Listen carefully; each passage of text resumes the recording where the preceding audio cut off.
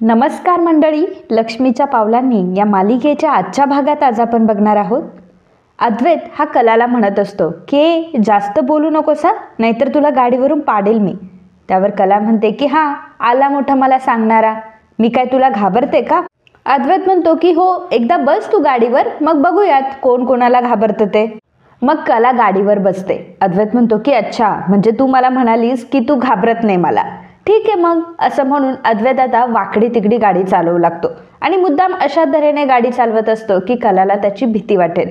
आणि असंच होतं, कलाला फार भीती वाटत असते. ती अद्वैतला म्हणत असते की चांदेकर, वेडा आहेस का तू, बावळट, अशी कशी गाडी चालवतोस?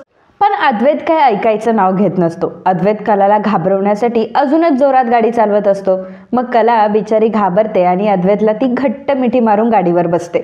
तर अद्वैतला त्या गोष्टीचं काहीच वाटत नाही. त्याला हसायला येत असतं की बघा, खरे माझ्यामुळे किती घाबरली आहे आणि ती मला किती घाबरते. अद्वैत कलाला म्हणत असतो की डरपोक खरे कुठली, मला तर म्हणत होती की मी घाबरत नाही आणि आता कशी बरं घाबरली. कला सुद्धा सिच्युएशनचा चांगला फायदा घेत असते. अद्वैतला मस्तपैकी हक करून बसलेली असते आणि तिला फार आनंद होत असतो. आता अद्वैतच्याही लक्षात येत नाही की खरे आपल्या जवळ आली आहे, आपल्याला इतकी चिकटून बसली आहे. आणि त्याचं सहज लक्ष जातं तर कलाने त्याला घट्ट पकडलेलं असतं. ते बघून अद्वैत आता तिच्याकडे बघू लागतो. मग कलाला समजतं की आपण जरा अद्वैतच्या जास्तच जवळ गेलोय. मग अद्वैत तिला म्हणतो की अति आगाऊ कुठली, आणि लगेच चान्स नको शोधूस माझ्या जवळ येण्याचा. कला म्हणते की हो, राहू देत, एवढा गुण तू लागून गेलास की मी अगदी तुझ्या जवळ येईल चान्स वगैरे शोधून. अद्वैत म्हणतो की गप्प बस, मग हे असं का केलंस तू? कला म्हणते की काय, असं काय केलंय मी, सांग असं काय केलंय मी तर. अद्वैत म्हणत असतो की असं म्हणजे असं. आता अद्वैतचे दोन्ही हात एंगेज असतात. तो गाडी चालवत असतो, बाईक चालवत असतो आणि त्यामुळे चेहऱ्यावरून तो एक्सप्रेशन देत असतो. आणि कला त्याचे एक्सप्रेशन बघून फार हसत असते. काय मित्रांनो, अजूनही आपल्या व्हिडिओला लाईक केलं नाहीये का? अहो मग वाट कसली बघताय, लगेच व्हिडिओला लाईक करा, कारण तुम्हालाही माहिती आहे की तुमचा लाईक आमच्यासाठी किती महत्त्वाचा आहे ते. अद्वैत म्हणतो की उगाचच माझी मस्करी घेऊ नकोस हा, माझी मस्करी करू नकोस, हे बघ तुला तर काही अक्कलच नाहीये. तर कला म्हणते की हो, मग तुला तर देवाने खूपच अक्कल दिली आहे. अद्वैत म्हणतो की हो, मग दिली आहे मला देवाने जास्तीची अक्कल. कला म्हणते वाटत तर नाही असं. अद्वैत म्हणतो की गप, तू जास्तीचं बोलू नकोस, आहे मला तुझ्यापेक्षा तर मला जास्तच अक्कल. तर नैनाला आता आबांच्या रूममध्ये पैसे चोरायचे असतात. त्यामुळे नैना खाली येते आणि बघते तर काय की आबांच्या रूमचा दरवाजा हा उघडाच असतो. ते बघून नैना विचार करते की शी यार, काय दिवस आहे आजचा, मला पैसे चोरायचे म्हणून मी खाली आले आणि आबा अजून कुठेही गेले नाही, आबा रूममध्येच आहे. आबांची मंदिरात जाण्याचीच नैना वाट बघत असते, परंतु आबा अजूनही आतमध्येच असतात. आता नैना तिथे चक्कर घालत असते, यरझरे घालत असते. त्यावेळी अंजू विचारते की नैनाताई, तुम्हाला काय हवंय का? तेव्हा नैना म्हणते की नाही मला काही नकोय. नैना आता तिच्या रूममध्ये जायला लागते. त्याच वेळी आबा बाहेर येतात आणि अंजूला सांगतात की अंजू, मी मंदिरात गेलोय, सगळ्यांना सांग. मग आबा तिथून निघून जातात. नैनाने ऐकलेलं असतं. नैना विचार करते की अरे वा, आता हाच मला मस्त चान्स मिळालाय. तू ही अंजू इथे काहीही करून ह्या अंजूला कुठेतरी घालवलं पाहिजे. नैना अंजूला बोलवते आणि म्हणते की एक काम कर, इस्त्रीचे कपडे आलेत, त्यातल्या माझ्या साड्या काढ आणि माझ्या रूममध्ये ठेवून दे. मग लगेचच अंजू तिच्या कामासाठी निघून जाते. नैनाचा रस्ता आता मोकळा झालेला असतो. तर नैना आता आबांच्या रूममध्ये जाते. आबांच्या रूममध्ये जाऊन आता ती कपाटाचं लॉकर उघडते, कारण चावी ही आबांच्या कपाटातच ठेवलेली असते. लॉकरमधून काही पैसे काढते आणि ते तिच्या पर्समध्ये ठेवते. आता तिला भरपूर पैसे मिळालेले असतात. नैना विचार करते, आता जर मी हे पैसे रूममध्येच ठेवले तर चोरी झाली म्हणून घरात झडती होऊ शकते, प्रत्येकाच्या रूमही चेक होऊ शकतात. त्यासाठी मला लवकरात लवकर हे पैसे सौरभला नेऊन द्यावे लागतील. नैना आता पटकन रूमच्या बाहेर गेलेली असते आणि पर्स आता ती तिच्या साडीच्या खाली लपवत असते, कारण त्या पर्समध्ये पैसे असतात. आणि घाई आता ती वरती निघून गेलेली असते. आणि हीच गोष्ट रोहिणीने बघितलेली असते. रोहिणीने बघितलेलं असतं की ही पदराआड काहीतरी लपवतीये, काहीतरी ही लपवण्याचा प्रयत्न करतीये. मग ती विचार करू लागते की ही काय लपवत असेल आणि नक्की हिचं काय चाललंय आता. नाही, मला पाहिलंच पाहिजे की हिच्या डोक्यात नक्की काय सुरू येते. नैना आता तिच्या रूममध्ये आलेली असते. रूममध्ये आल्यानंतर ती पर्स उघडून बघते तर पर्समध्ये तिचे पैसे असतात. मग ती विचार करते की ही जर पर्स मी अशीच्या अशी ठेवली तर मात्र सगळ्यांना डाऊट येऊ शकतो की ह्या पर्समध्ये एवढे पैसे कुठून आले, त्यामुळे मला जरा वेगळी डोकं लावावं लागेल. मग नैना आता कपाटामध्येच काही कपड्यांच्या खाली पैसे वगैरे ठेवून देते. नैना खूप खुश असते. तिला असं वाटत असतं की आता तिला काहीच प्रॉब्लेम नाही आहे. तर इकडे कला आणि अद्वैत दोघंही आता खरेंच्या मिसळीच्या स्टॉलवर आलेले असतात. आता कलाला आणि अद्वैतला तिथे बघून बाबांना मोठा प्रश्न पडतो की हे दोघे इथे का आले असतील. मग ते कलाला विचारतात की काय ग कला, तुम्ही आणि इथे काही प्रॉब्लेम वगैरे झालाय का. त्यावर कला म्हणते की अहो बाबा नाही, कुठला काही प्रॉब्लेम वगैरे झाला नाहीये. अहो आम्ही दोघं तर इथे मिसळ खायला आलोय.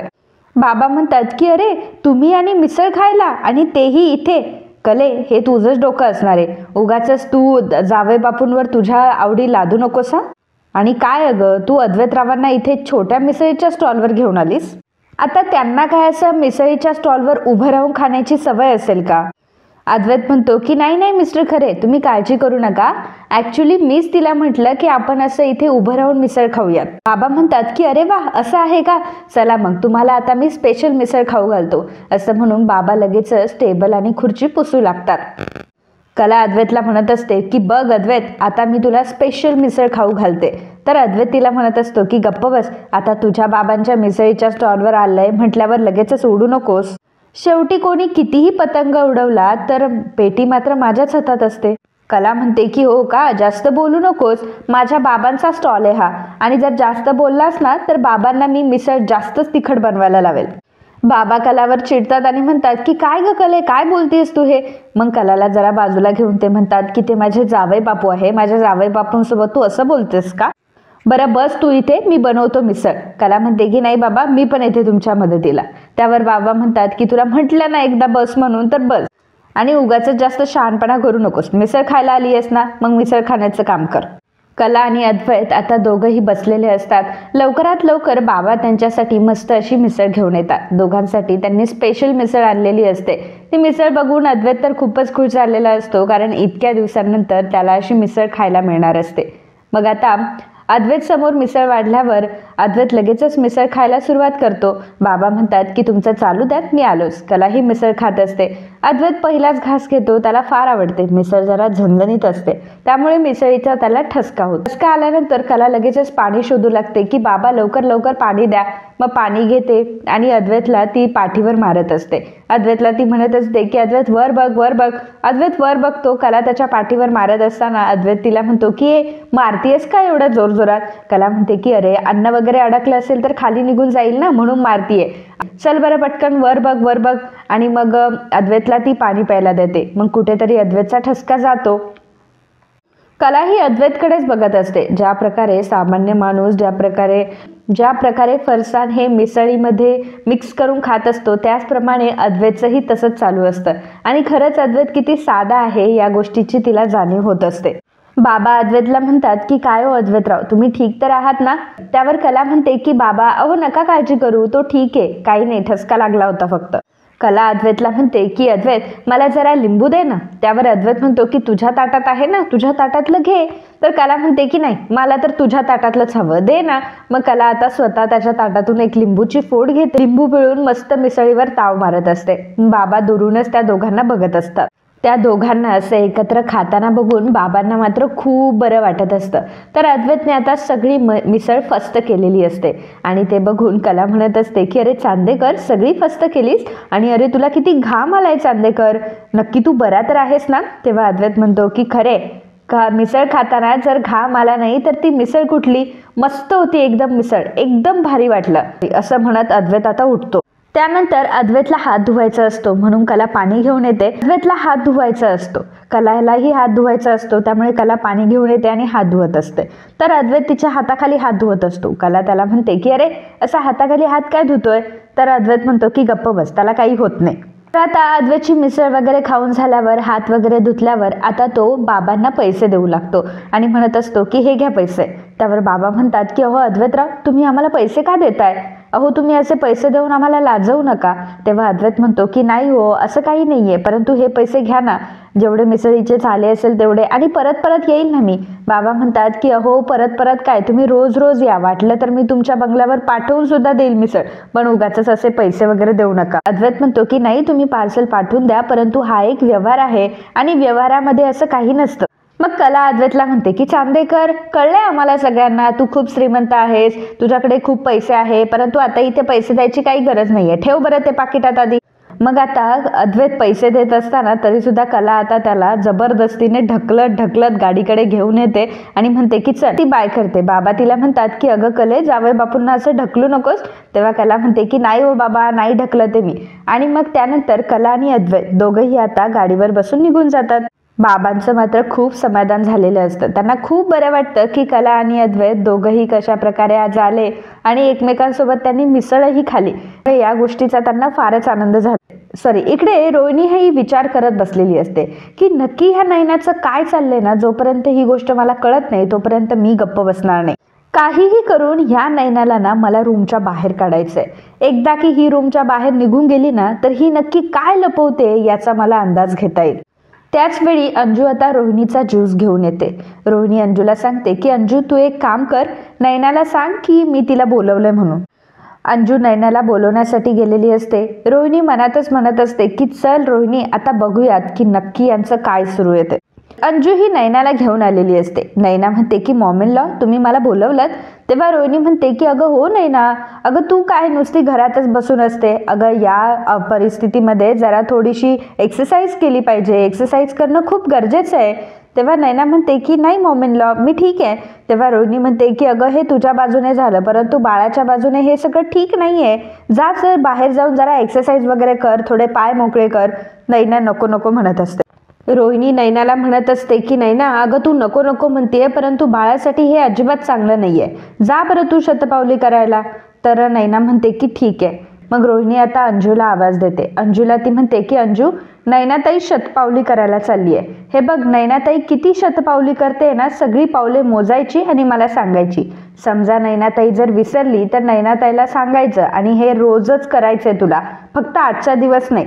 रोज तुम्ही दोघी जणी शतपावली करण्यासाठी जायचं आणि नयनाताईची काळजी घ्यायची. त्यावर अंजू म्हणते की ठीक आहे. मग नयना आणि अंजू दोघीही आता बाहेर गेलेल्या असतात. आता त्या गोष्टीचा फायदा घेऊन रोहिणी लगेचच नयना आणि राहुलच्या रूममध्ये जाते.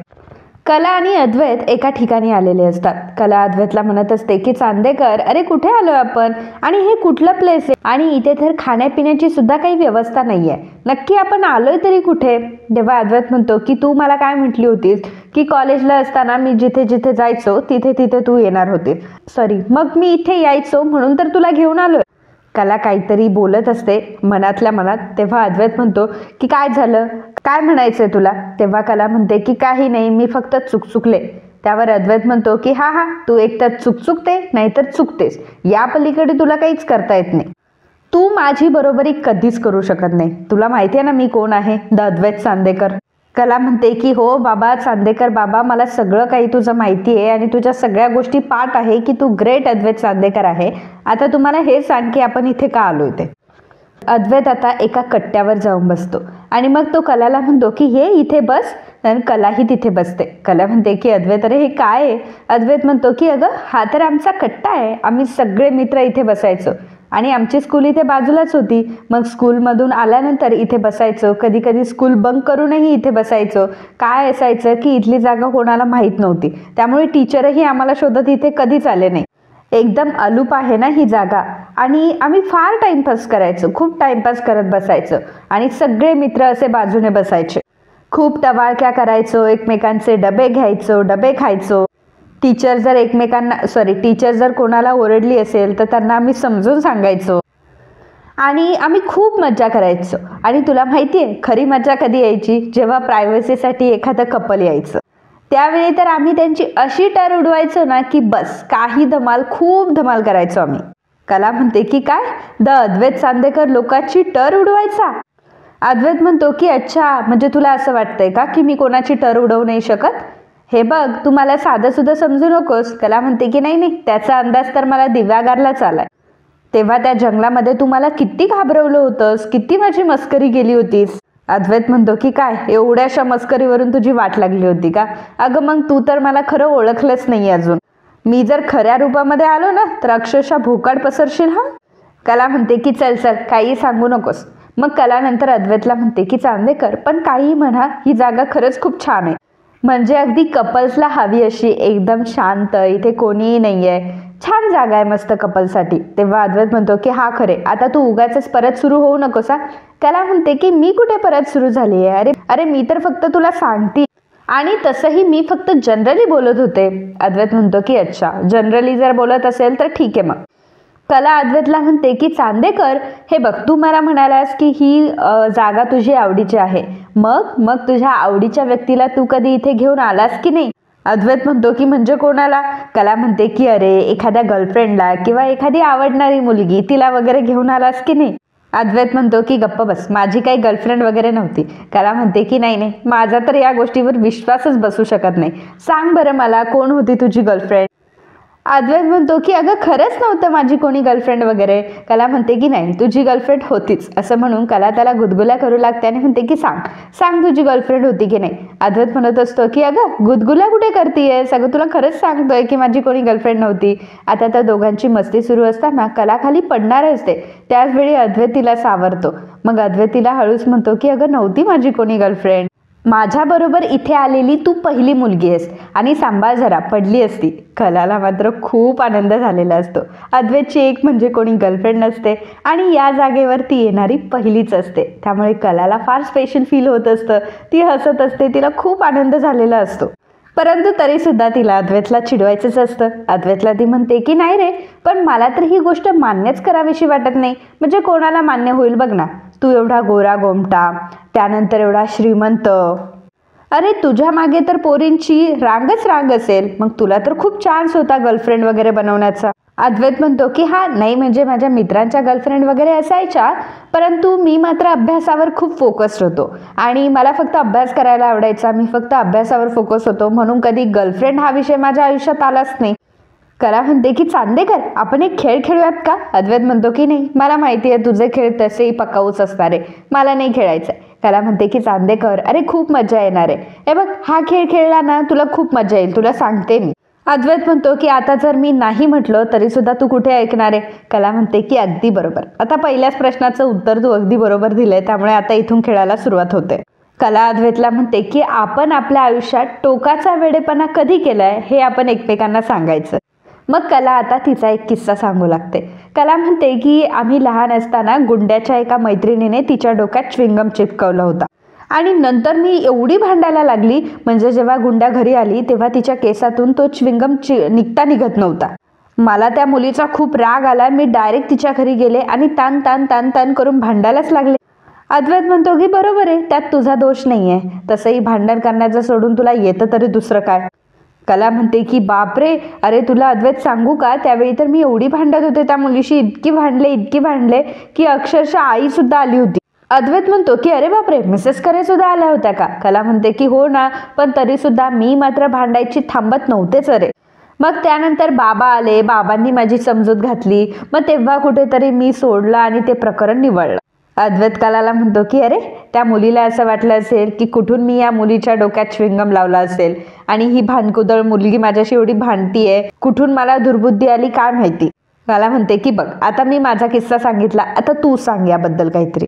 मग अद्वैताचा कलाला किस्सा सांगू लागतो. अद्वैत म्हणतो की काय झालं होतं, आम्ही जेव्हा 10वीत होतो ना तेव्हा आमचा एक मित्र आहे, आणि आम्हाला हे कळलं होतं की तो त्याच्या गर्लफ्रेंडला घेऊन इथे येणार आहे, आणि ही जागा तर आमच्याच मालकीची आहे, म्हणजे इथे आम्हीच दादा होतो सगळे, आणि तो इथे त्याच्या गर्लफ्रेंडला घेऊन येणार होता.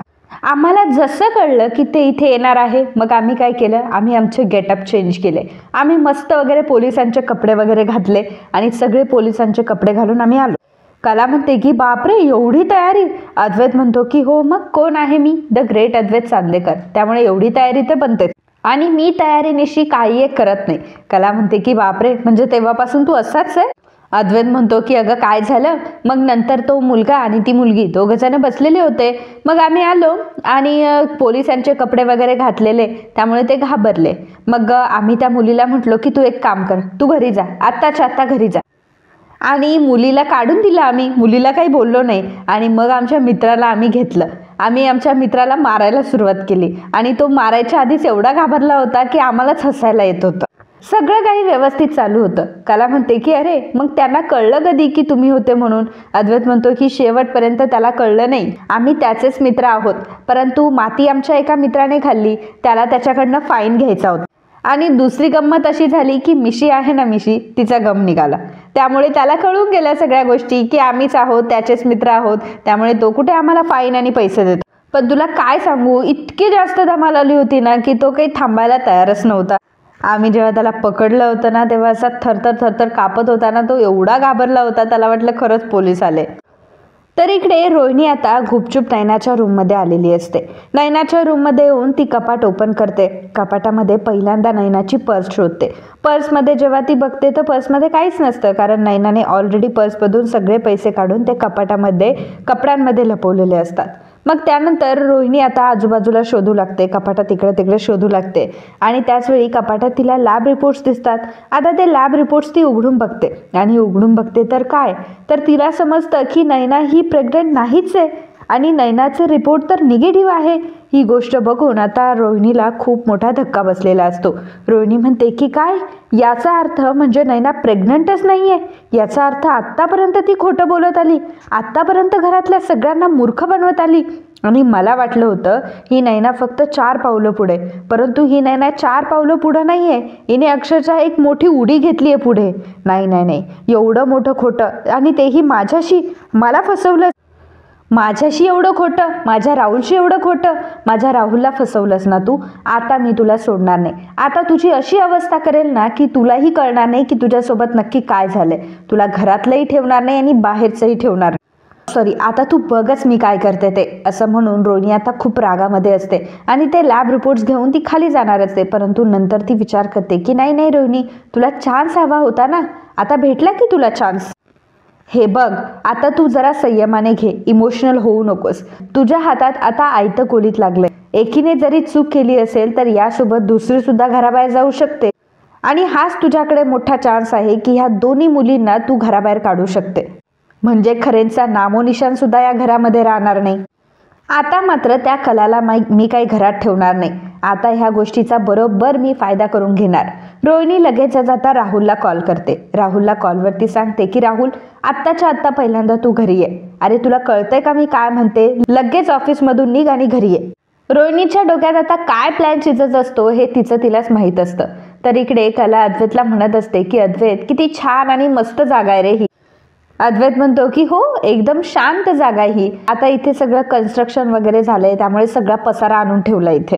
परंतु आम्ही जेव्हा स्कूलमध्ये होतो ना तेव्हा एकदम पीस ऑफ माइंड असायचं, एकदम शांतता, खूप बरं वाटायचं. आम्ही खूप रिलॅक्स फील करायचो. तर त्याचवेळी एक बाईक येते. एक मुलगा आता इतक्या जोरात असतो बाईकवर की डायरेक्टली तो कलाच्या अंगावर गाडी घालणारच असतो आणि त्याचवेळी ब्रेक दाबतो. त्यावेळी अद्वैत आता कलाला वाचवतो आणि अद्वैत आता त्या मुलाकडे खूप रागाने बघत असतो. तो मुलगाही अद्वैतकडे रागाने बघत असतो. आणि मित्रांनो, आजचा हा भाग इथेच संपतो. पुढील भागात आपल्याला बघायला मिळणार आहे अद्वैत आणि तो मुलगा आता दोघंही भेटलेले असतात आणि दोघंही भेटून खूपच वेडेचाळे करत असतात, एकमेकांसोबत नाचत असतात. ते बघून कलाला हसायला येत असतं आणि अद्वैत आणि तो मुलगा दोघंही आधीचे मित्र असतात. मग अद्वैत आता कलाची ओळख करून देतो की ही कला माझी बायको आणि आम्ही दोघे इथेच आलो होतो. ही गोष्ट ऐकून आता कलाला खूप आनंद होतो, कारण पहिल्यांदा अद्वैतने कलाची ओळख बायको म्हणून करून दिलेली असते. त्यामुळे कलाला खूप आनंद झालेला असतो. आता अद्वैत आणि तो मित्र दोघंही मिळून मज्जा करायचं ठरवतात. येणाऱ्या जाणाऱ्या गाड्यांना सांगत असतात की अहो, तुमच्या टायरमध्ये हवा खूप कमी आहे, लवकर हवा भरून घ्या, असं सांगत असतात. आणि नेमकं एका गाडीला ते थांबवतात आणि म्हणतात की अहो, तुमच्या टायरमध्ये हवा खूप कमी आहे, तुम्ही हवा भरून घ्या. आणि नेमकं त्या गाडीमध्ये असते सरोज आता अद्वैतला आणि कलाला असं बघते आणि ती म्हणते की काय, अरे तुम्ही दोघे इथे काय करताय? तर इकडे रोहिणी आता राहुलला सगळं काही खरं सांगते की ती नयना प्रेग्नंटच नाहीये. प्रेग्नन्सीचे रिपोर्ट तिने राहुलला दाखवलेले असतात. राहुलला ती म्हणत असते की राहुल, हे रिपोर्ट जर आधीच आपल्या हातात आले असते ना तर आपण आधीच तिचा गेम केला असता. राहुल म्हणतो की हे बघ, आपल्याला जर आधीच ते रिपोर्ट्स माहीत असते तर आपण तिचा गेम आधी केलाच असता. परंतु आता आपल्या हातात आले ना, त्यामुळे आता मात्र आपल्याला फुल प्रूफ प्लॅन बनवायचा आहे. फुल प्रूफ प्लॅन त्या कला आणि नयनाबद्दल बनवायचा आहे आणि दोघींनाही या घरातून काढून टाकायचं आहे. तर मित्रांनो, आता ह्या दोघांच्या हातात कोलीत लागलेलं असतं आणि मेन म्हणजे आता यावेळी त्यांच्याकडे बोलण्याचा चान्सही असतो त्या दोघांनाही. तर बघूयात आता काय काय होतंय ते. तर आजच्या भागामध्ये तुम्हाला काय वाटलं याबद्दलचं तुमचं मत आम्हाला नक्कीच कळवा. And if you like my video please do subscribe, share and comment. Thank you.